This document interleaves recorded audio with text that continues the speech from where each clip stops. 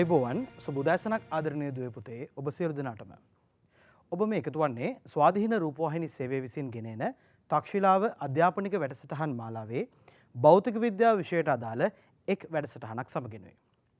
අපි මේ වන විට 2011 වර්ෂයේ සිට 2020 දක්වා සියලුම ව්‍යුහගත රචනා ප්‍රශ්න සම්පූර්ණයෙන්ම සාකච්ඡා කොට අවසන් කරා.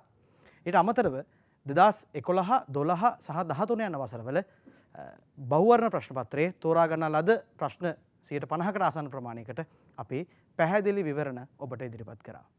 ඉතින් ආදරණීය දුවේ පුතේ අද අපට නියමව තිබෙන්නේ 2014 වර්ෂයේ බහුවර්ණ ප්‍රශ්න පත්‍රයේ තෝරා ගන්නා ලද ප්‍රශ්න සංඛ්‍යාවක් සඳහා ඔබට විවරණ ගෙන ඒමටයි. හොඳින් මතක් කරන්නම්. ඉගෙන ගැනීම ශාස්ත්‍රයක්, විභාග ලිවීම කලාවක්. ඒ විභාග ලිවීමේ කලාවටයි අද අපි ඔබව මේ හුරු කරන්නේ. හොඳයි ආදරණීය දුවේ පුතේ. අද මුලින්ම 2014 වර්ෂයේ අපේ ප්‍රශ්න අංකය තෝරගන්නේ 6 වෙනි ප්‍රශ්නය. මේ ධාරා විද්‍යුතයේ ප්‍රශ්නයක් පාඩමින් තමයි මේක යොමු වෙලා තියෙන්නේ.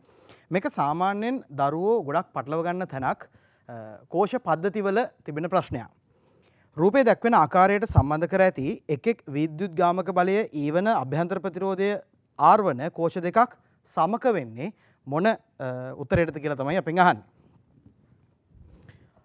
අපි දැන් මෙන්න මේ සටහනේදී පොඩ්ඩක් මතක් කරගත්තොත් එහෙම සමාන්තරගත කෝෂ කීපයක් තිබෙනවා නම් සමාන්තරගත කෝෂ පද්ධතියක් තිබෙනවා නම් E1, E2, E3 මේක R1, R2, R3 කියලා අභ්‍යන්තර ප්‍රතිරෝධ සහිත මේ වගේ තිබෙන කෝෂ පද්ධතියක සමක විද්‍යුත් ගාමක බලය නැත්නම් සමක කෝෂය අපිට හොයන්න පුළුවන්. මේක සමක වෙන තනි කෝෂය අපි මේ පැත්තෙන් ඇඳගත්තොත් E සහ R කියලා. හොඳින් මතක තියාගන්න ප්‍රතිරෝධ පද්ධතිය අභ්‍යන්තර ප්‍රතිරෝධ සෙට් එක සමක වෙන්නේ එකයට R1 ධන, එකයට R2 ධන, එකයට R3 සාමාන්‍ය ප්‍රතිරෝධක පද්ධතිය ලෙසම තමයි. කෝෂවල මතක තියාගන්න විද්‍යුත් ගාමක බලවල E බෙදීම R සමානයි E1 බෙදීම R1 ධන, E2 බෙදීම R2 ධන, E3 බෙදීම R3 කියලා මෙන්න මේ විදිහට විද්‍යුත් ගාමක බල අන්තර්ගත වෙන සමීකරණයක් එනවා මේකට අමතරව. ඒ නිසා හොඳින් මතක තියාගන්න මේ සමීකරණය ගොඩක් දරුවෝ අමතක කරන සමීකරණයක්. දැන් අපි බලමු මේ ගානට ගාණේ අහලා තියෙන මොන වගේ අවස්ථාවක් ගැනද. ගාණේ අහලා තියෙන පුතේ අභ්‍යන්තර ප්‍රතිරෝධය R ඊළඟට සර්වසම කෝෂ දෙකක් නොහොම කියලා තියෙනවා. මෙන්න මේ කෝෂ පද්ධතිය සමක වෙන්නේ කාටද කියලා තමයි මේ ගාණේදී අහන්නේ. එතකොට අපි මේකේ මුලින්ම හොයාගමු මෙන්න මේ සමීකරණය පාවිච්චි කරලා අභ්‍යන්තර ප්‍රතිරෝධය කීයද කියලා. මම මෙයා සමක වෙන තනි කෝෂය වෙනම ඇඳ ගන්නවා E dash R dash කියලා. එහෙනම් පුතේ මට පුළුවන් එකයට R dash හොයන්න. එකයට R ධන, එකයට R සමාන ප්‍රතිරෝධක දෙකක් සමාන්තරගත වුණාම සරලව තනි ප්‍රතිරෝධයකගේ ප්‍රතිරෝධ ගාණෙන් බෙදලා ටක් ගාලා උත්තරේ ගන්න පුළුවන්. ඒතර R සමානයි simple R බෙදී R dash සමානයි R බෙදීම 2 කියලා ගන්න පුළුවන්. දැන් මේකේ හැටියට ඔබට ඊව හොයන්නත් ඕනේ නැහැ. මෙන්න මෙතන තමයි පුතේ විභාග කිරීමේ කලාව කියන එක මතුවෙන්නේ. හොඳින් බලන්න උත්තර දැන් ඔබට ප්‍රශ්නේ නැවත බලන්නට පුළුවන් නම් තිරේ බලන්න මේ උත්තර පහ අතරින් 4 වෙනි ප්‍රශ්නේ විතරයි අභ්‍යන්තර ප්‍රතිරෝධය R බෙදීම 2ක් වෙන උත්තරයක් තියෙන්නේ. එතකොට මේ ප්‍රශ්නෙට උත්තරය ගන්නකොට අපිට විද්‍යුත් ගාමක බලය සෙවීමේ කිසිම අවශ්‍යතාවයක් ඉන්නේ නැහැ. අපිට 4 වෙනි පිළිතුර අභ්‍යන්තර ප්‍රතිරෝධය ඇසුරෙන් අරගෙන වැඩේ ඉවරයක් කරන්න පුළුවන්. එහෙනම් බොහොම පහසුවෙන් අපිට 4 වෙනි උත්තරේ පිළිතුරු විදිහට තෝරගන්න පුළුවන්. මම හොයලා පෙන්නන්නම් E වලාගේ කොහොමද තනි E එකක් වෙන්නේ කියලා. එතකොට මේ සමීකරණයට ආදේශ කිරීම සිද්ධ කරොත් එහෙම මෙතන එනවා පුතේ E dash බෙදීම R dash සමානයි E බෙදීම R ධන E බෙදීම R. ඒ සමාන ප්‍රතිරෝධක දෙකක් තිබ්බේ. එතකොට මේ E dash මම හොයන්න ඕන R dash දැන්ටමත් මට ආවා R බෙදීම 2යි කියලා. මෙතනින් එනවා දෙවාරයක් E බෙදීම R කියලා. දැන් මොකද වෙන්නේ පුතේ? මේ දෙක උඩට ගියාම මේ දෙකට මේ දෙක කැපිලා යනවා. මේ R ට මේ R කැපිලා යනවා. එතකොට E සමානයි E dash සමානයි E කියලා අපිට පිළිතුර ලැබෙනවා. මෙන්න මෙතනදී තමයි අර කෑලි පහේ පෙන්ටෝච් බැටරිය අපි ගත්තට පස්සේ සාමාන්‍යයෙන් බැටරියක් අරගෙන ඒ බැටරියේ බල්බ් එක මේ ටෝච් එකේ බල්බ් එක තනි බැටරියෙන් පත්තු කරන්නත් පුළුවන්. නමුත් අපි ටෝච් එකට ඉස්සර මේකට දාන බැටරි කෑලි 5ක් විතර 3ක් දාණය 5ක් දාණය විතර. ඒතර දාන බැටරි ගාන වැඩි වුණා කියලා ටෝච් එකේ බල්බ් එකේ එළිය වැඩි වෙන්නේ නැහැ පුතේ. හේතුව තමයි ඒ අදාළ ටෝච් එක ඇතුලේ ඒ බැටරි ටික ශ්‍රේණි සමාන්තරගත පද්ධතියක් විදිහට තමයි සකස් වෙලා තියෙන්නේ. ඒතර බැටරි කීයක් ආවත් සමාන බැටරි කීයක් ආවත් 100ක් 200ක් නෙමෙයි කෝටියක් ආවත් ඒ සියල්ලේම දෙකලවර විභවාන්තරය සපයන විද්‍යුත් ගාමක බලය ඊම තමයි. තනි කෝෂයක අගයට සමානයි. මේක ගොඩක් වෙලාවට ළමයි අඳුරගන්නේ නැති තරම් අපිට අර ළමයි ඒක වැඩිපුර අඳුරගන්නවා කියලා හිතලා තමයි අර උත්තර තුනකම ඊ සමස්ත ඊ අගය සමක ඊ අගය ඊ කියලාම තියෙනවා. අභ්‍යන්තර ප්‍රතිරෝධය විතරයි එක තැනකින් වෙනස් කරලා තියෙන්නේ. නමුත් අපි ගණන් හදන විදිහට ටක් ගාලා අභ්‍යන්තර ප්‍රතිරෝධයෙම උත්තරයට එන්න පුළුවන්. ඒක නිසා ආදරණීය දුවේ පුතේ මේ විභාග කිරීමේ කලාව හරියටම හුරු වෙන්න ප්‍රශ්න කරනවා කියලා කියන්නේ ඔහේ ගණන් හදන එක නෙමෙයි. ඒකට වඩා වෙනස් මේ ප්‍රශ්න කිරීමේ ක්‍රමය. හොඳයි. අපි එහෙනම් යමු 7 වෙනි ප්‍රශ්නය තෝරගන්නවා 2014 වර්ෂයේ. අරයන් R1 සමානයි R සහ R2 සමානයි 2යි සිම්පල් R වූ ආරෝපිත සන්නායක ගෝල දෙකක් සිහින් සන්නායක කම්බියක් මගින් සම්බන්ධ කරනු ලැබේ. සම්බන්ධ කළ පසු ගෝල දෙක මත ආරෝපණ පිළිවෙලින් Q1 සහ Q2 ද අනුරූප පෘෂ්ඨික ආරෝපණ ඝනත්ව පිළිවෙලින් සිග්මා 1 සහ සිග්මා 2 ද නම් මොකද කියලා අහනවා මේක ඉදි වෙන්නේ. හොඳයි මේ ගානේදී අපිට යන්නට පුළුවන් පුතේ ගෝල දෙකක් තියෙනවා ආරෝපිත සන්නායක ගෝල දෙකක් සිහින් සන්නායක කම්බියකින් සම්බන්ධ කරලා තියෙනවා. ආරෝපිත ගෝල දෙකක් තියෙනවා සිහින් සන්නායක කම්බියකින් සම්බන්ධ කරලා. එක්කෙනෙක්ගේ අගය R අනිත් එක්කෙනාගේ අගය 2R. මේක සම්බන්ධ කළ පසු ගෝල දෙක මත ආරෝපණය තියෙනවා. මේක Q1 මේක Q2. අපි දන්නවා මෙහෙම සිහින් සන්නායක කම්බියකින් මේ දෙන සම්බන්ධ කරාම මෙයාලගේ සමාන වෙන එකම එක්කෙනා කවුද? විභවය. මේක A ගෝලය මේක B ගෝලය කියලා ගත්තොත් VA සමානයි VB කියලා මෙතනදී විභව සමාන වෙනවා.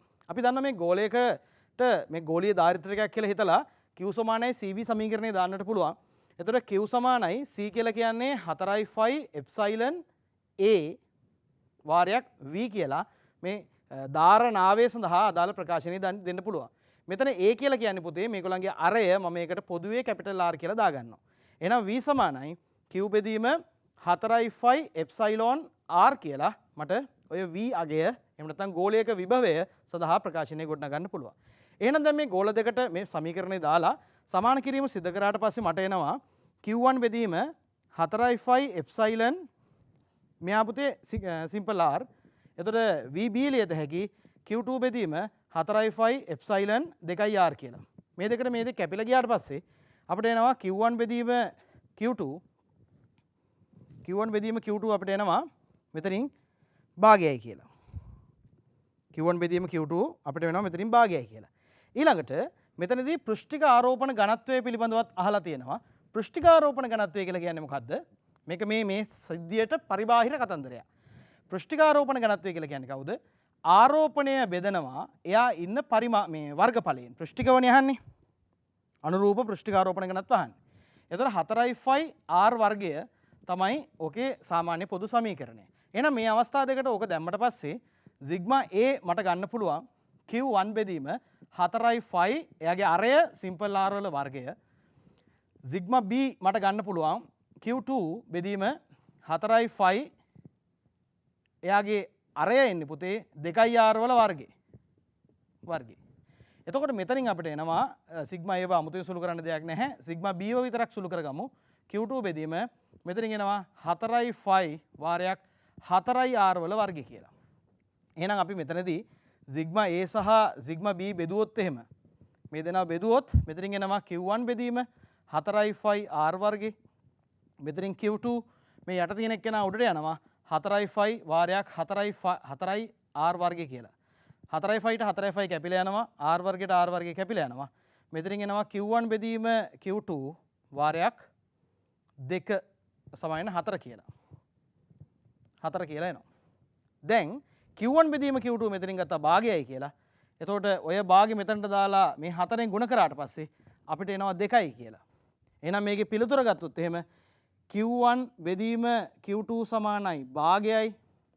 සිග්මා A බෙදීම සිග්මා B සමානයි 2යි කියලා අපිට පිළිතුර තෝරගන්න පුළුවන්. ඒ පිළිතුර තියෙනවා 3 වෙනි වරණේ. ඒක පොතේ සුළු කරලම තමයි ගන්න ඕන. ප්‍රශ්න ඇතුලේ ඒ වගේ දේවලුත් තියෙනවා. ප්‍රශ්නේ දලව කියවලා නිකන් අපි කියන්නේ ලාවට කියවලා ඒ අදාළ කෙටි ක්‍රමයක් තියෙනවද නැද්ද කියන එක හොයාගන්න ඕන. මේ කෙටි ක්‍රම වලට හුරු කිරීම තමයි අද අපි ඔබව යොමු කරන්නේ. ඒකේ හරියට ඉගෙන ගන්න. හොඳයි.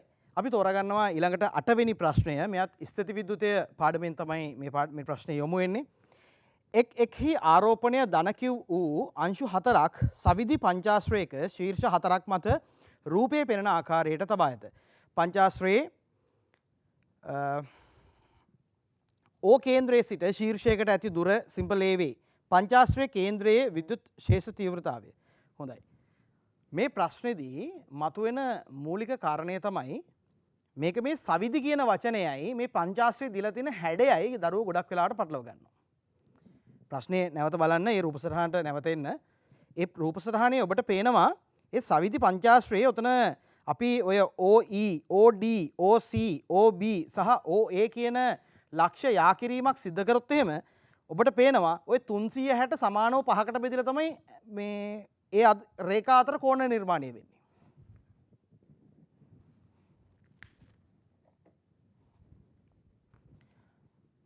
එතකොට පුතේ ඔබට පැහැදිලිව ওই රූප සටහන මේ බෝඩ් එකේ දැන් ඇඳලා තියෙනවා. ඔබට මේක බැලුවොත් එහෙම පේනවා මෙන්න මෙතන විද්‍යුත් ශේෂ තීව්‍රතාවය තියෙනවා කියලා කියන්නේ මෙන්න මේ ස්ථානයේ කූලෝම් ධන එකක් තියෙනවා කියන එකනේ. මේ කූලෝම් ධන එක තිබ්බොත් එහෙම මේ කූලෝම් ධන එක විසින් ධන එක මේ ධන Q විසින් මෙන්න මේ පැත්තට තල්ලු කරනවා. එතකොට මෙයා විසින් මෙයාව මේ පැත්තට තල්ලු කරනවා. මෙයා විසින් මෙයා මේ පැත්තට තල්ලු කරනවා. මෙයා විසින් මෙයා මේ පැත්තට තල්ලු කරනවා. මම හිතනවා මේ E කියන තැනත් ධන Q කෙනෙක් මන් තියෙනවා. තිබ්බොත් මොකද වෙන්නේ? තිබ්බොත් එයා මතත් මේ පැත්තට බලයක් එනවා. ඒ කියන්නේ මම මේ අඳිනකොට මේ රේඛාව ඔස්සේ ওই බලය තියෙන්නේ. එතකොට මේ බල සැකස්ම ගත්තම මේක සමමිතික බල සැකස්මක්. ඒ කියන්නේ මෙන්න මෙතන මේ ධන Q කියලා ආරෝපණයක් තිබ්බා නම් එයාට මේ පැත්තට බලයක් ඇති වෙලා මෙතන සමස්ත බලයේ බිඳුවක් වෙනවා. කූලෝම් ධනයක මත සමස්ත බලයේ බිඳුවයි නම් අර්ථ දැක්වීමට අනුව මෙතන විද්‍යුත් ශේෂ්ඨ තීව්‍රතාවය ශුන්‍ය වෙන්න ඕන. දැන් මෙතන වෙලා තියෙන්නේ මොකද්ද? මෙන්න මේකව අයින් කරනවා. මේකව අයින් කරපු ගමන් මේ බලෙත් අයින් වෙලා යනවා. එතකොට අපෙන් මෙන්න මේ කූලෝම් ධනයක මත තියෙන බලය තමයි අහන්නේ. ඒකනේ මේ මෙතන ආරෝපණයක් නැත්තම් මෙන්න මේ කූලෝම් ධනයක මත තියෙන බලය එහෙම නැත්නම් මේ ස්ථානයේ විද්‍යුත් ශේෂ්ඨ තීව්‍රතාව තමයි අපෙන් අහන්නේ. එතකොට පොඩ්ඩක් හිතලා බලන්න. මෙතනට නැවත මම ධන Q තිබ්බොත් එහෙම මේ පැත්තට බලයක් ඇවිල්ලා තිබ්බ බල ඔක්කොම ටික බැලන්ස් වෙලා යනවා. මම මේ කූලෝම් ධනයක මෙතනින් නැවත ඇඳ ගන්න. මෙතනින් ධන Q තිබ්බොත් එහෙම මෙන්න මේ පැත්තට එන ඔය අමතර බලයත් එක්ක මොකද වෙන්නේ? මේක මේ පද්ධතිය මත තිබිච්ච සමස්ත බලයේ බිඳුවක් වෙලා යනවා. පුතේ සමස්ත බලයේ බිඳුවක් වෙනවා කියන එකෙන්ම අනිත් පැත්තට අපිට ගන්න තියෙන පොයින්ට් එක මොකද්ද? ඒ තමයි මේ බලය තියන්න කලින් මෙයා මත තිබ්බ බලය මෙන්න මේ පැත්තට තමයි ඔය කියන සමස්ත බලය තිබුණේ.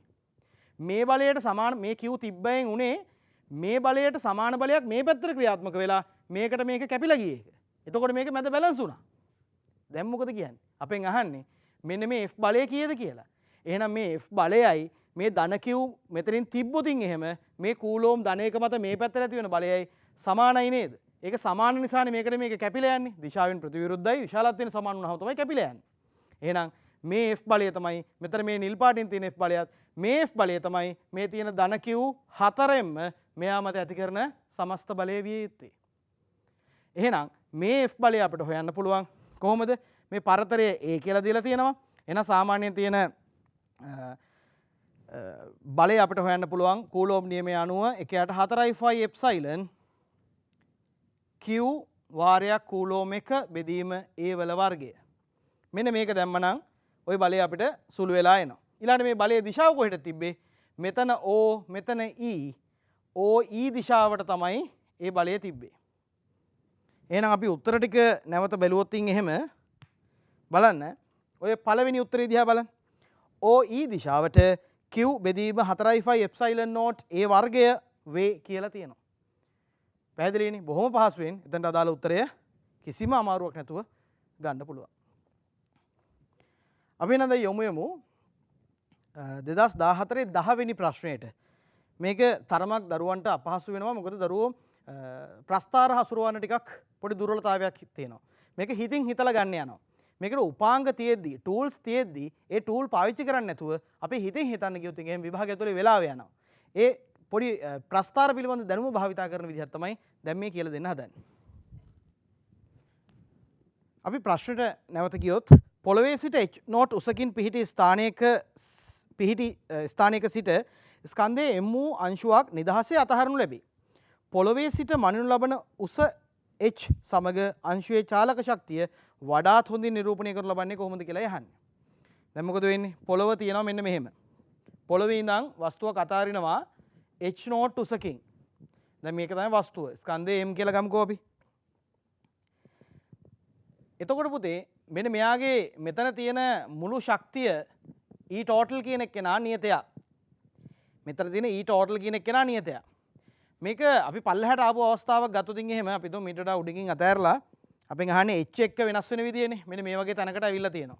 h උසකට ඇවිල්ලා තියෙනවා මේ වස්තුව. මෙහෙම ඇවිල්ලා තියෙනවා.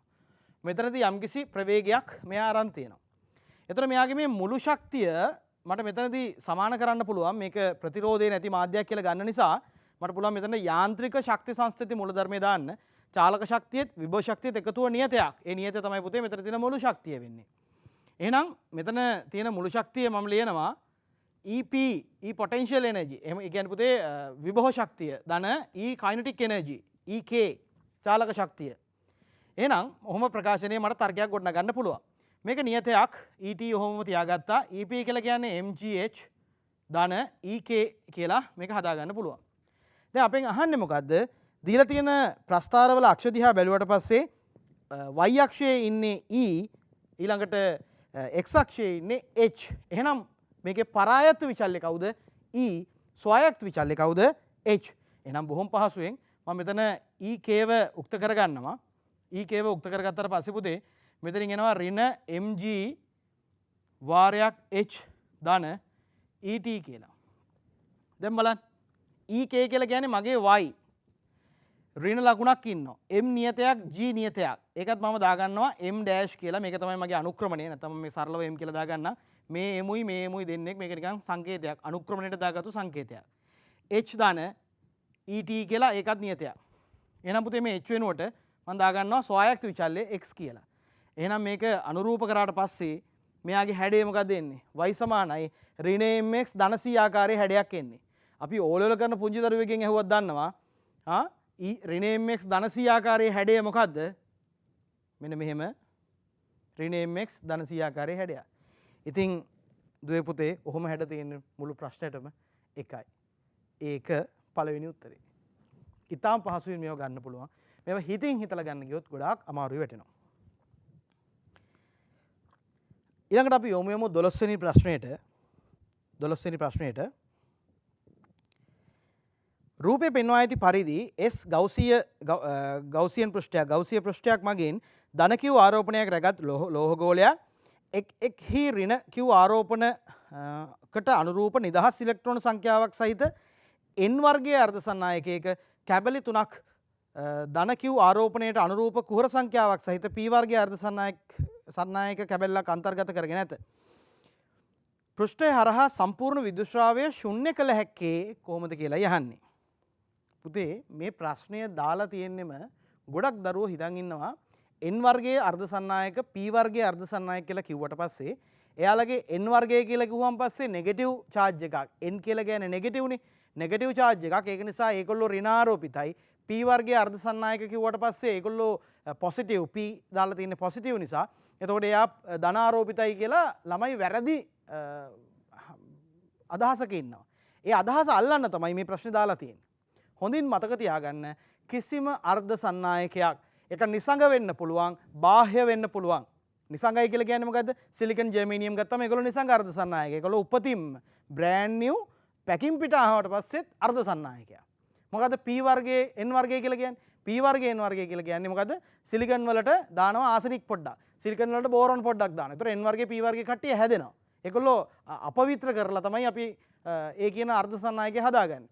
නිසංග වුණත් බාහ්‍ය වුණත් අර්ධ සන්නායක අනාරෝපිතයි. එයාලගේ සමස්ත වශයෙන් charge එකක් හිටින්නේ නැහැ. දැන් ඕගොල්ලන්ට ප්‍රශ්නයක් මතුවෙන්න පුළුවන් ප්‍රතිතර්කයක් මතුවෙන්නට පුළුවන්. ඉතින් n වර්ගය කියලා කියන්නේ වැඩිපුර කුහර සංඛ්‍යාවක් තියෙන නිසා නේද? එතකොට ඒගොල්ලෝ ඍණාරෝපිතයි නේද? p වර්ගය කියලා කියන්නේ සමාන n වර්ගය කියලා කියන්නේ වැඩිපුර ඉලෙක්ට්‍රෝන තියෙන නිසා නේද? ඒගොල්ලෝ ඍණාරෝපිතයි නේද? p වර්ගය කියලා කියන්නේ වැඩිපුර කුහර තියෙන නිසා නේද? එතකොට ඒගොල්ලෝ ධනාරෝපිතයි නේද කියලා අද තර්කයකට එන්න පුළුවන්. හොඳින් මතක තියාගන්න. සිලිකන් කෑල්ලක් නිකන් ගත්ත කියලා ඒක ආරෝපිතද? නැහැ. ආසනික් කෑල්ලක් නිකන් ගත්ත කියලා ඒක ආරෝපණිතද? නැහැ. ඒ දෙන්න එකට එකතු කරා කියලා ආරෝපිතද? ඒත් නැහැ. ඒගොල්ලෝ එකතු කිරීමේදී එක තැනකදී නිර්මාණය වෙනවා ඍණ ඉලෙක්ට්‍රෝන ඒකට හරියන්න තව ධනාරෝපිත කොටස් ඒ පදාර්ථය තුල තිබිලා සමස්ත ආරෝපණය ශුන්‍ය කරනවා. ඒක නිසා හොඳින් මතක තියාගන්න පුතේ මේ ප්‍රශ්නේ මෙතන විතරයි අහලා තියෙන්නේ. ආයි ඒ ප්‍රශ්නේ ඒ තර්කය මතු කරලා නැහැ. ඒක නිසා මේ පාර විභාගෙදී පොඩි නැඹුරුවක් තියෙනවා. ඒ වගේ තර්කයකට ප්‍රශ්නයක් යොමු වෙන්න. ඒක නිසා මතක තියාගන්න අර්ධ සන්නායකවලට ආරෝපණ නැහැ. එහෙම ගත්තට පස්සේ A ප්‍රකාශනයයි B ප්‍රකාශනයයි දෙකේම කියලා තියෙන කාරණා අර්ධ සන්නායකවලට ආරෝපණ තියෙනවා කියලා හිතාගෙන දීපු ප්‍රකාශන. ඒතර මේ ප්‍රකාශන දෙකම අපිට පහසුවෙන් අයින් කරලා දාන්න පුළුවන්. දැන් C විතරයි අපිට ඉතුරු වෙන්නේ. බලමු මොකද වෙන්නේ කියලා. අපේ ප්‍රශ්නේ අහන්නේ පුතේ සංප්‍රයුක්ත ශ්‍රාවය ශුන්‍ය කරන්න. ඒ කියන්නේ මේ ගෞසියන් පෘෂ්ඨය හරහා තියෙන සඵල විද්‍යුත් ශ්‍රාවය ශුන්‍ය වෙන්න නම් එයාගේ ඇතුළත තියෙන ආරෝපණය ශුන්‍ය වෙන්න ඕන. දැන් මෙයාගේ ඇතුලේ ආරෝපණයකට තියලා තියෙන්නේ ධන කිව් ආරෝපණය විතරනේ. එහෙනම් ඒ ආරෝපණය ශුන්‍ය කරන්න නම් අපි එළියෙන් ඍණ කිව් ආරෝපණයක් ගෙනාව නම් වැඩේ හරි. එහෙනම් මොකද වෙන්නේ? ආවරණ පරිමාව තුලට පිටත සිට ඍණ කිව් ආරෝපණය ලගත් ලෝහ ගෝලයක් ගෙනීමෙනි. ධන කිව් ඉන්න තැනකට ඍණ කිව් ගෙනාවම එයා කැන්සල් අවුට් වෙලා යනවා. එයාව උදාසීන වෙලා යනවා. නියුට්‍රලයිස් වෙලා යනවා. එතකොට මේ ගෞසියන් පෘෂ්ඨය හරහා සඵල ශ්‍රාවය ශුන්‍යයි. එහෙනම් පුතේ C පවණක් සත්‍ය වේ කියන පිළිතුරෙන් අපිට ඒ ලකුණ ලබා ගන්නට පුළුවන්. එහෙනම් යමු 19 වෙනි ප්‍රශ්නෙට. මේක ආලෝකය සම්බන්ධ ප්‍රශ්නයක්. වස්තුවක පැහැදිලි ප්‍රතිබිම්බයක් තිරයක් මත ලබා ගැනීමට උත්තල කාචයක් භාවිතා කරයි. තිරය කාචයේ සිට සෙන්ටිමීටර් 30ක දුරින් පිහිටන අතර වස්තුව කාචයක සිට 20ක දුරින් පිහිටයි. දැන් මෙම කාචය දුරස්ත ගසක ප්‍රතිබිම්බය තිරය මත නාභිගත කිරීමට භාවිතා කළේ නම් කාචය සහ ගසෙහි ප්‍රතිබිම්බය අතර දුර වන්නේ. දුවේ පුතේ මේ ප්‍රශ්නේදී පොඩ්ඩක් කොලේ වහලා තමයි මේ අහලා තියෙන්නේ. දැන් මොකද කියලා තියෙන්නේ? මෙම කාචය දුරස්ත ගසක ප්‍රතිබිම්බය තිරය මත නාභිගත කරන්නේ. දුරස්ත ගසක ප්‍රතිබිම්බය තිරය මත නාභිගත කරනවා කියලා කියන්නේ ඒ කාචයේ නාභි දුර හොයලා තියෙන්නේ. ඒ කියන්නේ පුතේ දුරස් කාචය මෙහෙම ගත්තට පස්සේ අපිට මේකට පාවිච්චි කරන්න වෙන්නේ අபிසාරි කාචයක්නේ. මම ඒක නිසා මෙතන පොදුවේ උත්තල ඇඳා උත්තල කාචය හැමතිස්සෙම අபிසාරි වෙන්නේ නැහැ. මාධ්‍ය අනුව තමයි තීරණය වෙන්නේ. එතකොට දුරස්ත ගසක ඉඳන් කිරණ එන්නේ මෙන්න මෙහෙම සමාන්තරව. ඕක ආවට පස්සේ මෙහෙම නාභිගත වෙනවා කියලා කියන්නේ මෙන්න මෙතන තමයි ඔය කියන ප්‍රතිබිම්බය හැදෙන්නේ. ඒතර මේ දුර ගහක් තිබ්බට පස්සේ සමාන්තර වෙන ආලෝක කිරණ ඇවිල්ලා මෙන්න මෙතන නාභිගත වෙනවා නම් මේ තියෙන්නේ කවුද? කාචයේ නාභි දුර. එහෙනම් දුරස්ත ගසක ප්‍රතිබිම්බය හැදෙන තැනට දුර කියලා කියන්නේ කාචයේ නාභි දුර. බොහොම පහසුවෙන් ඒක අඳුර ගන්න පුළුවන්. ඊළඟට අපිට දත්ත දීලා තියෙනවා මේ කාචය ඔහොම තියෙද්දී වස්තුවක් තියෙනවා තිරයක් තියෙනවා. තිරය සහ කාචයේ තිරය කාචයේ සිට 30ක් දුරින් තියෙනවා. තිරයයි කාචය අතර සෙන්ටිමීටර් 30ක් දුරයි. ඊළඟට අපිට කියනවා වස්තුව කාචයේ සිට 20ක් දුරින් පිහිටයි. මේක 20යි. එහෙනම් මම මේ කාචයට දානවා පුතේ එකයට v ඍණ එකයට u සමානයි එකයට f. v කියලා කියන්නේ ප්‍රතිබිම්බ දුර. මේක තමයි පුතේ v මේක තමයි u. හොඳින් මතක තියාගන්න ප්‍රකාශ කේන්ද්‍රයේ සිට බලන කල ආලෝකය ගමන් ගන්නා දිශාව මෙන්න මේක මේ පැත්තට මනින දුරවල් ඍණ ඊට විරුද්ධ දුරවල් ධන විදිහට තමයි අපි සලකන්නේ. ඒක නිසා මේ v ඇත්තටම ඍණයි මේ u ධනයි. එහෙනම් බොහොම පහසුයි. මේ v ට දාන්න පුළුවන් එකයට ඍණ 30 ඍණ එකයට 20 මේ ඍණ කියන්නේ සමීකරණයේ එන ඍණ එකක්. ඒක වෙනස් වෙන්නේ නැහැ. ඒක එහෙම වෙනවා. මේ u ධන වෙලා තමයි එන්නේ. සමානයි එකයට f කියලා කියන්නේ මෙයාගේ නාභිය දුර. එහෙනම් මේක සුළු කරා නම් පුතේ අපිට බොහොම පහසුවෙන් මේ f වලගේ ඍණ 12 සෙන්ටිමීටර කියලා ගන්න පුළුවන්. ඍණ 12 සෙන්ටිමීටර කියලා කියන්නේ කොහොමද මේක උත්තල කාචයක් නිසා, ඒ කියන්නේ අபிසාරි කාචයක් නිසා අපිට පිළිතුර නිශ්චිතවම සනාථ කර ගන්නට පුළුවන්. එතකොට පළවෙනි පිළිතුර තමයි අදාළ ලකුණු ලබා ගැනීමට අපිට උදව් වෙන්නේ. හොඳයි. අපි එන යොමුම 21 වෙනි ප්‍රශ්නෙට A සහ B ලෝහ ගෝල දෙකකට අනුරූප කාර්යශීලයන් පිළිවෙලින් W1 සහ W2 වන අතර සංඛ්‍යාත F වන ඒකවර්ණ ආලෝක කදම්බයක් භාවිත කර A සහ B මගින් සාදන ලද පෘෂ්ඨ දෙකක් වෙන වෙනම ප්‍රදීපනය කරන ලදී. A සහ B ලෝහ මගින් සෑදූ පෘෂ්ඨ සඳහා පතිත ආලෝකයේ සංඛ්‍යාත F සමග විමෝචනය වන ප්‍රකාශ ඉලෙක්ට්‍රෝනයන්ගේ උපරිම චාලක ශක්තිය විචලනය වන ආකාරය දැක්වෙන්නේ කුමන ප්‍රස්ථාරයෙන්ද කියලායි අපෙන් අහන්නේ. පුතේ මෙන්න මේකෙදි කියනවා A සහ B ගත්තට පස්සේ W1 සහ W2 කාර්යශීත ඊළඟට මේකෙදි W1 විශාලයිලු. මේ ප්‍රශ්නේදී බලලා තියෙන්නේ ප්‍රකාශ විද්‍යුත් ආචරණය පිළිබඳ අයින්ස්ටයින්ගේ සමීකරණය පිළිබඳ ළමයින්ට දැනුමක් තියෙනවද? ඊළඟට ප්‍රකාශ විද්‍යුත් ආචරණය ගත්තට පස්සේ ඒකෙදි මොකද පතනය වෙන එක්කෙනාගේ සංඛ්‍යාතයයි උපරිම චාලක ශක්තිය අතර ප්‍රස්ථාරය දරුවන්ට අවබෝධයක් තියෙනවද කියලා. අයින්ස්ටයින් කියන්නේ මොකද්ද? ඇල්බර්ට් අයින්ස්ටයින් කියනවා ප්‍රකාශ විද්‍යුත් ආචරණය පිළිබඳව පතනය වන ෆෝටෝනයේ ශක්තිය E සමානයි HF සමානයි ලෝහයේ කාර්යශ්‍රීතය ධන ඒක කාර්යශ්‍රීතයට ගියාට පස්සේ ඉතුරු ටික සම්පූර්ණයෙන්ම වැය වෙන්නේ කාටද? එයාගේ චාලක ශක්තියට කියලා. එහෙනම් මෙතනදී පුතේ මේ EK ව මම උක්ත කරගත්තොත් එහෙම මෙතනදී HF ඍණ වෙනවා සමාන HF ධන වෙනවා මේක ඍණ phi බවට පත් වෙනවා. මේ තමයි කාර්යශ්‍රීතය. මේ ගාණිතය ඔයගලන්ට W1 W2 කියලා දීලා තියෙන්නේ මෙන්න මෙයාව. එහෙනම් මේක y සමානයි ධන mx ඍණ c ආකාරයේ ප්‍රස්ථාරයක් එන්නේ. එහෙනම් පුතේ දැන් බලන්න මෙයාව ගත්තොත් එහෙම මේ ප්‍රස්ථාරය EK සහ F අතර ප්‍රස්ථාරය ඇඳුත් එහෙම අපිට මෙතනදී එන්නේ මෙන්න මෙහෙම හැඩයක්.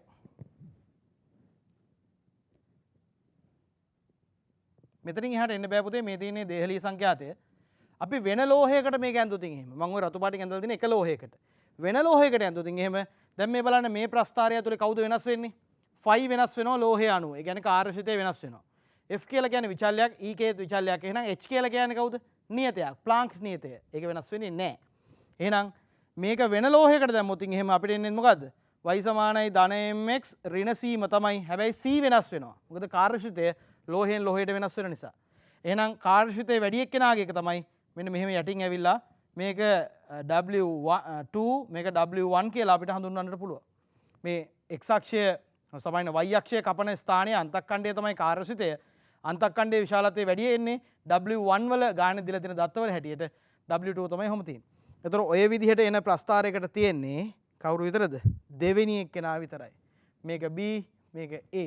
එහෙනම් ඔය උත්තර සටහනේ දෙවෙනි එක්කෙනා විතරයි අපිට ඒ විදිහට තෝරගන්නට පුළුවන්. හොඳයි.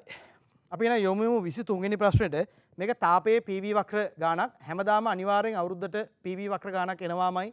ඒ ගාණ මිස් කරගන්න එපා. බොහොම පහසු සරල තර්කයක් තියෙන්නේ. තාපගත විද්‍යාවෙන් ගොඩක් ලාල ප්‍රශ්න දෙකක් හෝ එකක් පැමිණෙනවාමයි. ඒ ලකුණු එක හෝ දෙක ඔබේ අනාගතය වෙනස් කරන ලකුණක් දෙකක්. ඒක නිසා ඒ වෙනුවෙන් මහන්සි වෙන්න. හොඳයි අපි යමු 23 වෙනි ප්‍රශ්නෙට. හොඳයි. PV සටහනේ ඇති ආකාරයට පරිපූර්ණ වායුවක ADC, AC සහ ABC යන තාපගතික පත තුනක් ඔස්සේ ඒ අවස්ථාවේ සිට C අවස්ථාව දක්වා ප්‍රසාරණය විය හැක. ඉහත පතවලින් කුමන පතේ ඔස්සේ වැඩිම තාපයක් හෝමාරු වේද කියලායි අපෙන් අහන්නේ. පුතේ මෙතනදී PV වක්‍රයක් දීලා PV වක්‍රයකින් ඩෙල්ටා Q ගැනනේ මෙතනදී අහලා තියෙන්නේ. PV වක්‍රයෙන් අහලා තියෙන ඩෙල්ටා Q ගැන. එතකොට මේ ක්‍රියාවලිය තුන දිහාම බලන්න පළවෙනි එක්කෙනා ADC මේ රූප සරණේ බැලුවොත් එහෙම ADC දෙවෙනි එක්කෙනා AC ඊළඟ එක්කෙනා ABC දැන් බලන්න මේ පත තුන ඔස්සේම මෙයා යන්නේ A වල ඉඳන් C වලට. ඒ කියන්නේ මේ පත තුන ඔස්සේම ආරම්භක අවස්ථාවයි අවසාන වෙන අවස්ථාවයි එකයි. එහෙනම් පුතේ PV වක්‍රවලදී අපිට ගන්න පුළුවන් පොයින්ට් එකක් තමයි ඕනෑම ක්‍රියාවලිය සංසන්දනය කරද්දී ආරම්භක අවස්ථාවයි අවසාන වෙන අවස්ථාවයි ගත්තට පස්සේ ඒක එකයි නම් ඒ සියලුම ක්‍රියාවලීන්ට අදාළව ඩෙල්ටා U අභ්‍යන්තර ශක්ති වෙනස ඩෙල්ටා U නියතයි එකයි. ඩෙල්ටා U එකම අගයක්. එතකොට මේක පෙන්වන්න පුළුවන් මේක අපි මෙතනදී වෙලාව යන නිසා ඒක කරන්නේ නැහැ. මේක මේ තර්කයක් වශයෙන් තියරියක් වශයෙන් ඔයගොල්ලෝ මතක තියාගන්න එක වටිනවා. ඒක තියරි පොත බලන්න තියරි පොතේ ඔක පැහැදිලිව උගන්වලා ඇති. මේ එකම ක්‍රියාවලියක් එකම ආරම්භක අවස්ථාවේ ඉඳන් එකම අවසාන අවස්ථාව දක්වා යද්දී ඒ ක්‍රියාවලිය එකම ආරම්භයයි එකම අවසානයකුයි තියෙනවා නම් ඒ ක්‍රියාවලිය ඔක්කොටම ඩෙල්ටා U එකම අගයක්. එතකොට තාපගත විද්‍යාවේ පළමුව නියමයේ දැම්මොත් එහෙම ඩෙල්ටා Q සමානයි ඩෙල්ටා U දන්න ඩෙල්ටා W. එතකොට මෙන්න මෙතනදී දැන් ඩෙල්ටා U අපිට සංසන්දනය කරන්න දෙයක් නැහැ. මේ ක්‍රියාවලිය තුනටම අදාළව මේක නියතයක්. දැන් මෙතනදී වෙනස් වෙන්නේ කවුද? ඩෙල්ටා Q සහ ඩෙල්ටා W අනුව. දැන් පුතේ මේ PV වක්‍රයකට ආවම මේ PV වක්‍රයේදී ඩෙල්ටා කිව්ව ඍජුව නිරූපණය වෙන කෙනෙක් පේන්නේ නැහැ. මතක තියාගන්න මෙන්න මේ ඩෙල්ටා W ඍජුව නිරූපණය වෙන කෙනෙක් අවස්ථාවක් තියෙනවා. ඒ කවුද?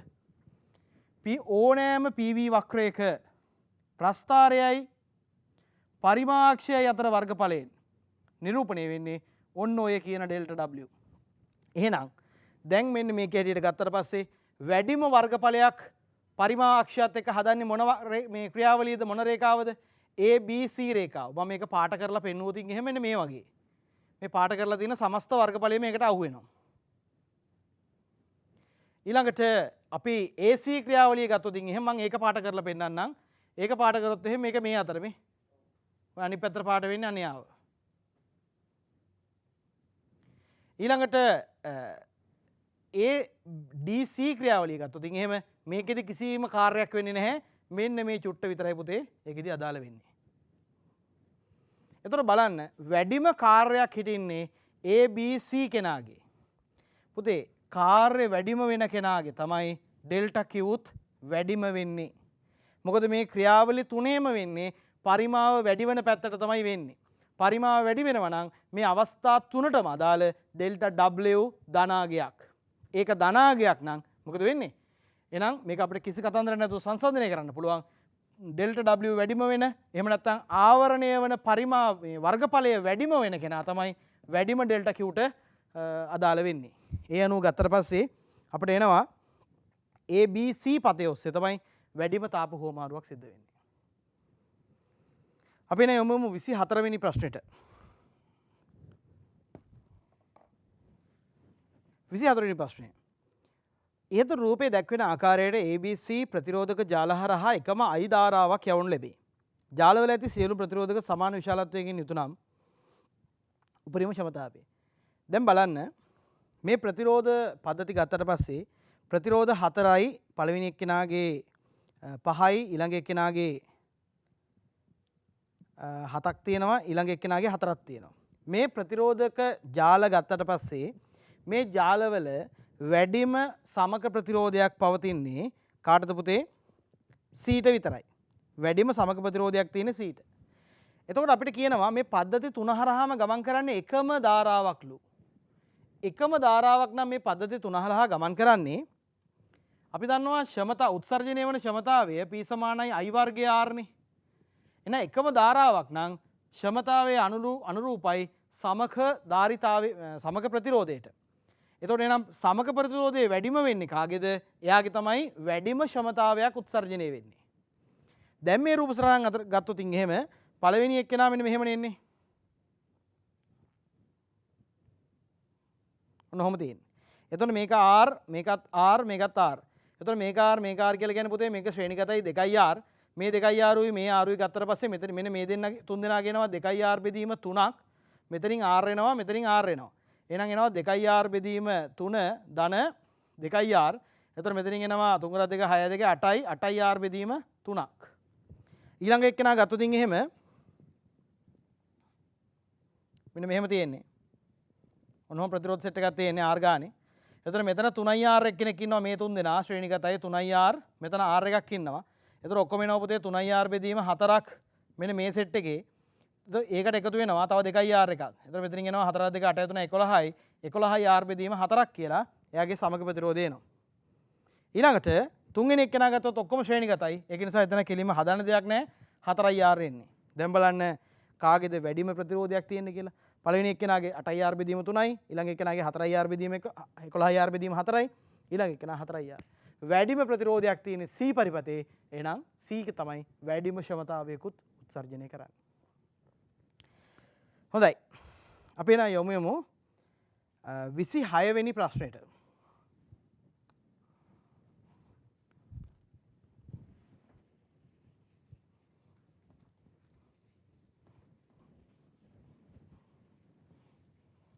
මේ 26 වෙනි ප්‍රශ්නේදී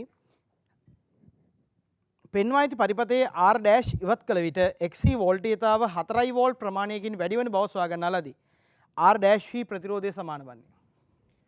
හොඳයි පුතේ. මේ ගාන හදනකොට වඩා ලේසිම ක්‍රමය තමයි භූගත කිරීමේ ක්‍රමවේදය.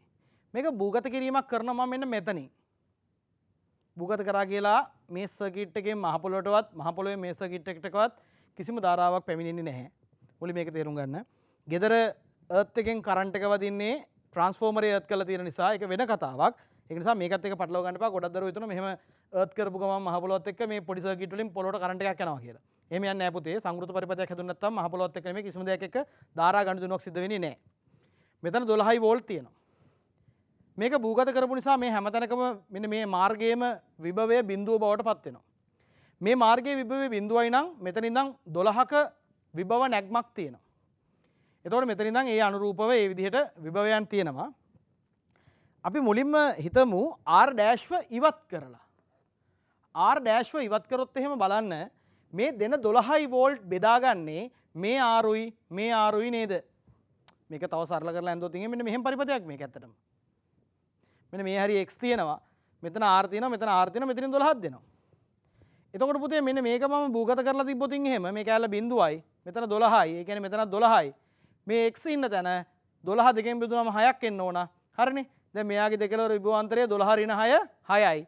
6 ඍණ බිඳුව 6යි. ගානට දෙන 12 6යි 6යි විදිහට බෙදිලා ගියා. එහෙනම් මෙතන මේ R' ඉවත් කළා නම් මේ x වල විභවය Vx සමානයි 6 වෝල්ට් වෙනවා. අපිට කියනවා R' ඉවත් කරාම තිබ්බ විභවය 4කින් වැඩි වුණාලු. ඒ කියන්නේ මේක මෙන්න මෙහෙම ඉන්නකොට මෙතන අගය 2යි නේද?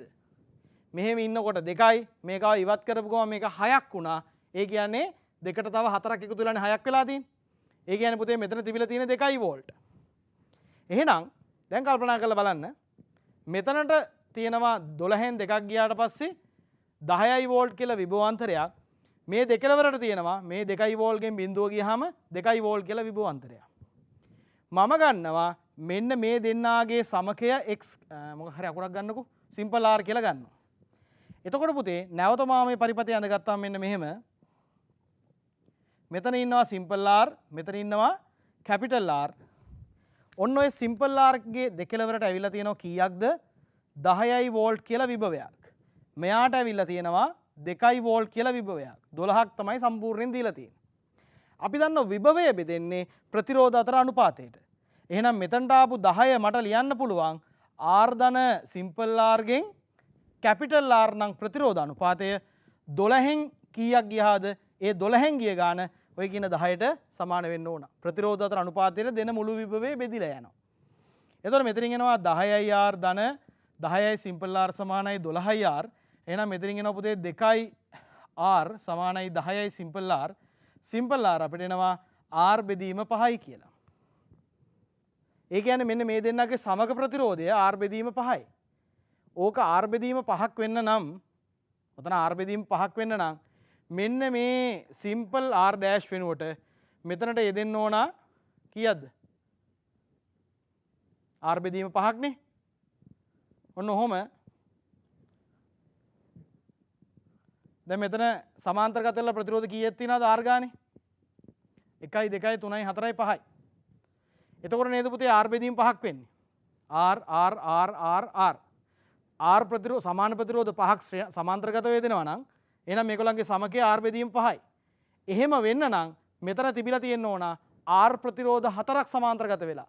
ඒ කියන්නේ පුතේ එතන තියෙන්න ඕන ප්‍රතිරෝධය R බෙදීම 4යි. නැත්තම් මේක සමාන්තරගත සමීකරණ වලට දාලා හදලා ගන්නත් පුළුවන්. මම මේ කෙටි ක්‍රමයක් කිව්වේ දරුවන්ට මේක අහුවෙලා තියෙනවා නම් ටක් ගාලා මේක අල්ල ගන්න පුළුවන්. එහෙනම් මෙතන තිබිච්ච R ඩෑෂ් කියන ප්‍රතිරෝධය අගේ කීයද? R බෙදීම 4යි. ඒක නිසා ඒ වගේ කෙටි ක්‍රම හුරු වෙන්න. හරි නැවත නැවත මේ වීඩියෝ පටේ බලන්නට පුළුවන්. මේක නැවත නැවත නරඹලා මේ ප්‍රතිරෝධ වල සමග ප්‍රතිරෝධ ගත්ත විදිය හොඳින් අධ්‍යයනය කරන්න. ඔබට ඒක ගොඩක් පහසු වෙනවා MCQ වලදී වෙලාව ඉතුරු කරගන්න.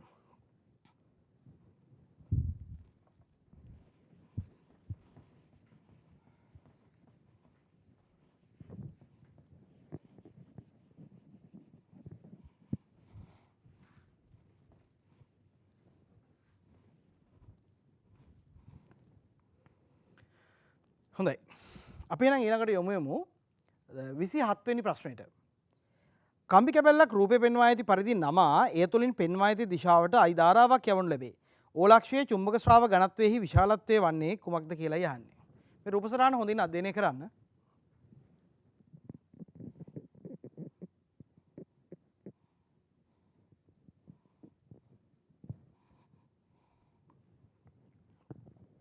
හොඳයි. දැන් ඔබට පේනවා මේ රූප සටහනේ හැටියට මේ එන ධාරාව මෙතනින් මෙහෙට යනවා. මේ කොටස අදාළ වෙන්නේ නැහැ පුතේ. මෙතන කේන්ද්‍රයේ චුම්බක ශ්‍රාවක ඝනත්වයක් ඇති කරන්න. මෙන්න මේ වලලු කොටස් ටික විතරයි උදන්ට අදාළ වෙන්නේ. මෙහෙම යනවා. මේ ටික වැඩක් නැහැ. ආයි මෙතනින් මෙහෙම එනවා. දැන් ඔබට පේනවද? මේ රූප සටහන හොඳින් නිරීක්ෂණය කරා නම් මේ ලොකු වෘතය තියෙන්නේ. ලොකු වෘතෙන් කම්බි තියෙන්නේ මෙතන හතරෙන් එකක් තියෙනවා. ආයි මෙතන හතරෙන් එකක් තියෙනවනේ. ඒ කියන්නේ මුළු වෘතයෙන් භාගයයි පුතේ මෙතනට අන්තර්ගත වෙලා තියෙන්නේ. එහෙනම් වෘතයක වලල්ලක I ධාරාවක් යනකොට කේන්ද්‍රයේ ආපාතනය කරන චුම්බක ශ්‍රාවක ඝනත්වය B1 එක්ක නම් මම ලියනවා mu naught බෙදීම 4යි phi 2යි phi I බෙදීම A කියලා.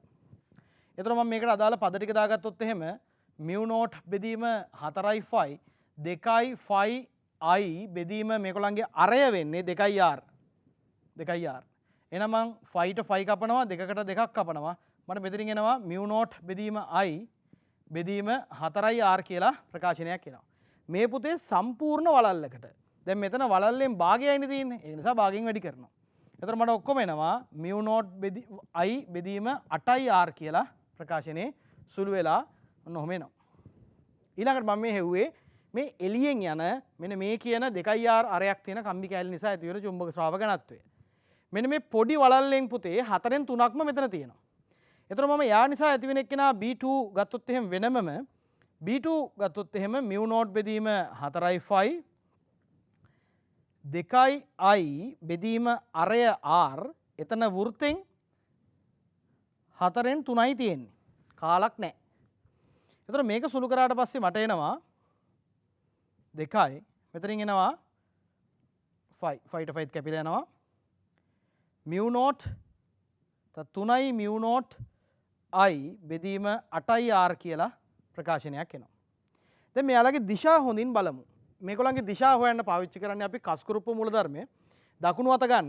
දකුණු අතේ මහපට ඇඟිල්ල හැරෙන ඉතුරු ඇඟිලි ටික නැවෙන දිශාව තියෙනවනේ.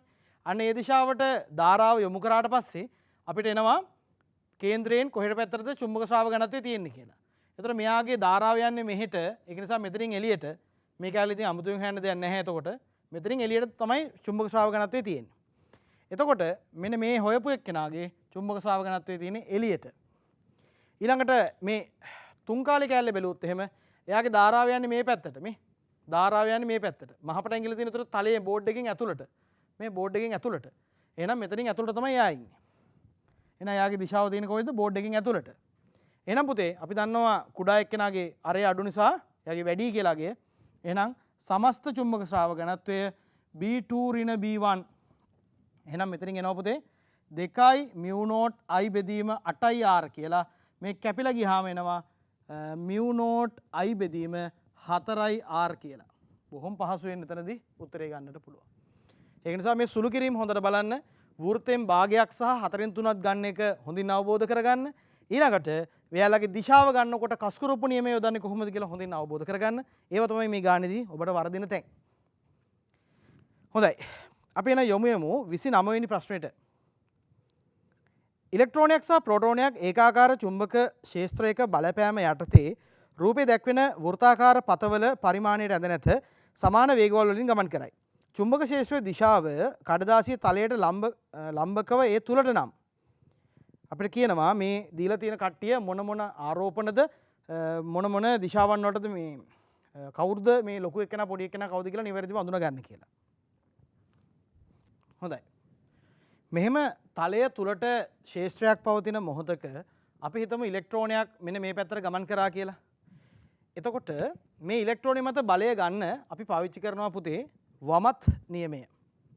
එතකොට මොකද කරන්නේ? වම් අතේ මහපට ඇඟිල්ල, දඹර ඇඟිල්ල, මැද ඇඟිල්ල කියන මේ ඇඟිලි තුන එකිනෙකට ලම්බකව තියලා චුම්බක ක්ෂේත්‍රයේ පැත්තට තියෙනවා මේ දබර ඇඟිල්ල.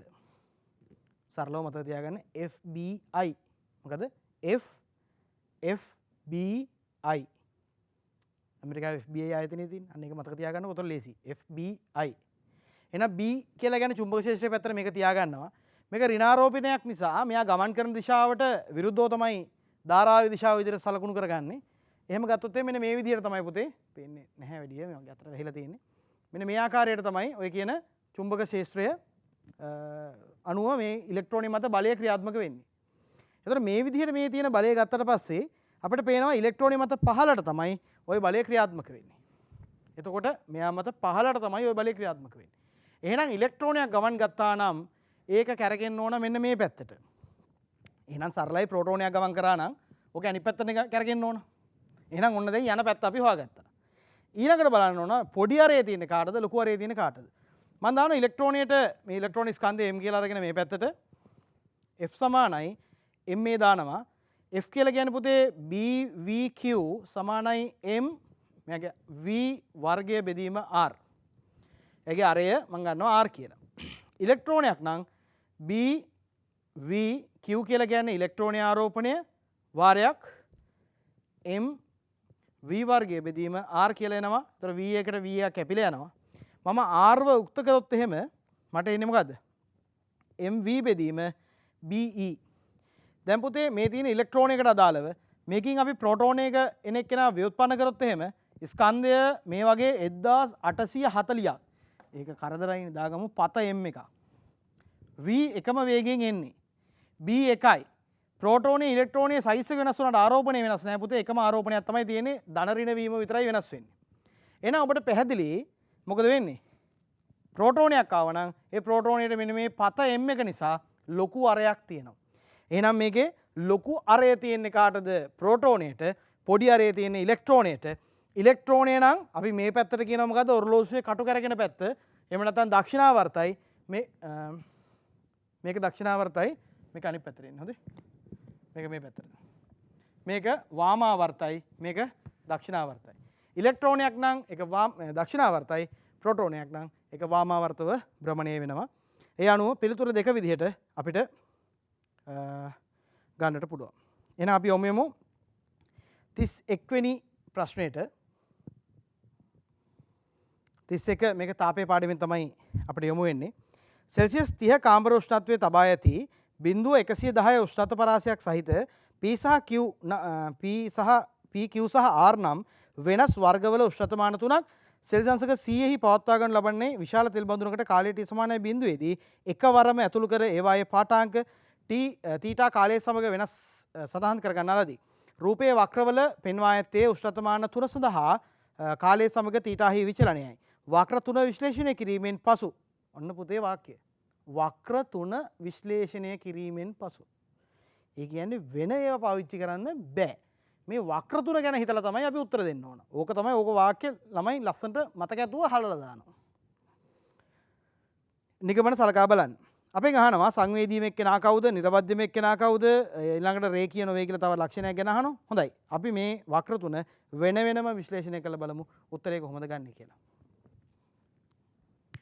දැන් මෙන්න මෙහෙම කියනවා.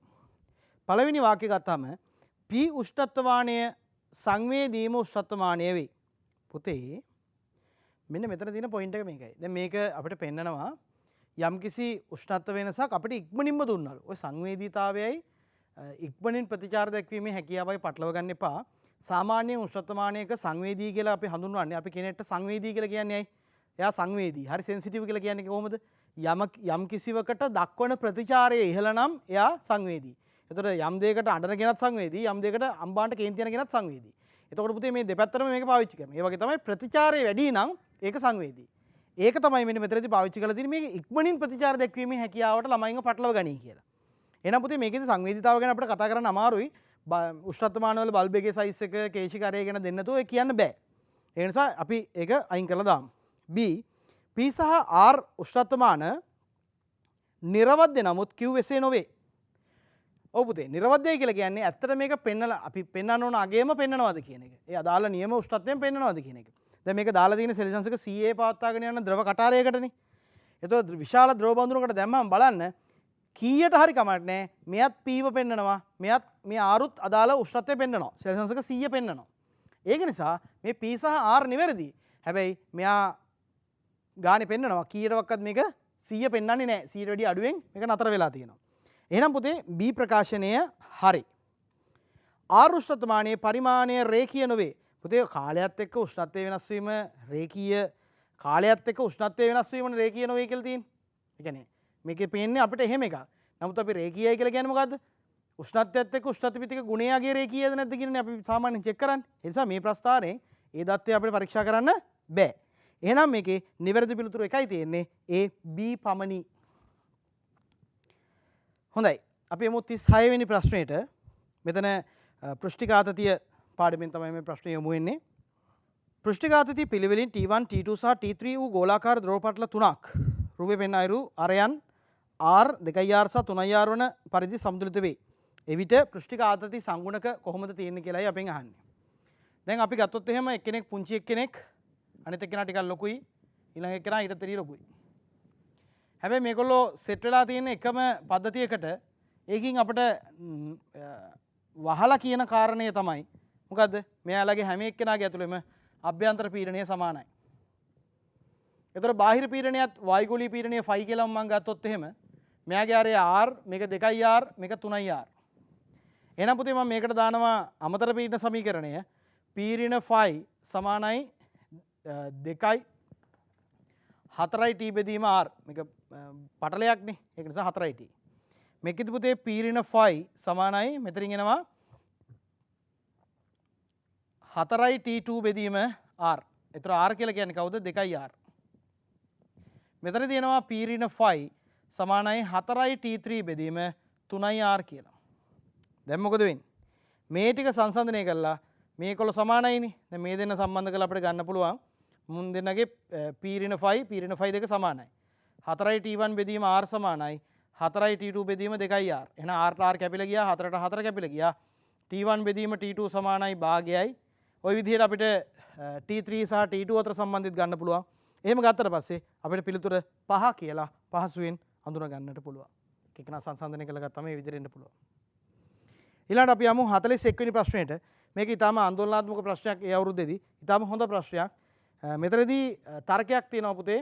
ස්කන්ධය දැන් උඩදී තිරස්ව ප්‍රක්ෂේපණයකදී පුපුරලා යන වස්තුන් ගත්තට පස්සේ එයාලගේ ස්කන්ධය අදාළ ගමන් කරන ලද තිරස් දුරින් වැඩි කරාම ඒ ස්කන්ධවල ගූර්ණ ගත්තට පස්සේ ඒක සමතුලිත වෙනවා කියලා. මේක අර ගුරුත්ව කේන්ද්‍රය කොටසෙන් තමයි මේක එන්නේ.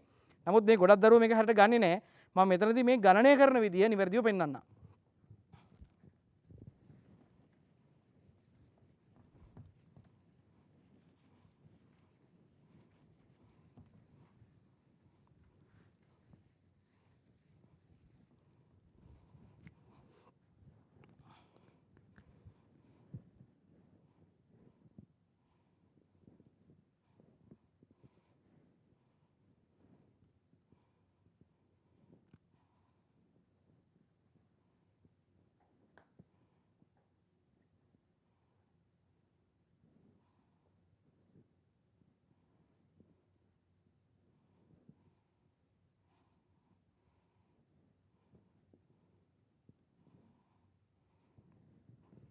හොඳයි.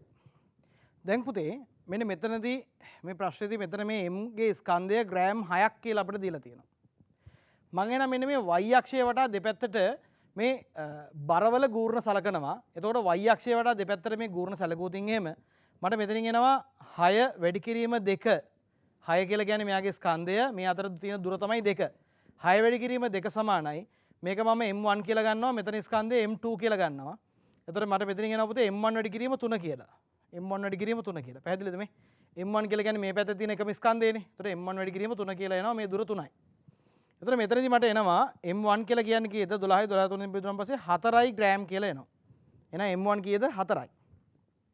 ඊළඟට මම මේ x අක්ෂය වඩා දෙපැත්තට ගූර්ණ අරගන්නවා. එතකොට මට එනවා පුතේ මේ පැත්තෙන් m2 වැඩි කිරීම 1. m2 කියලා කියන්නේ මෙතන ස්කන්ධය දින දුර 1යි.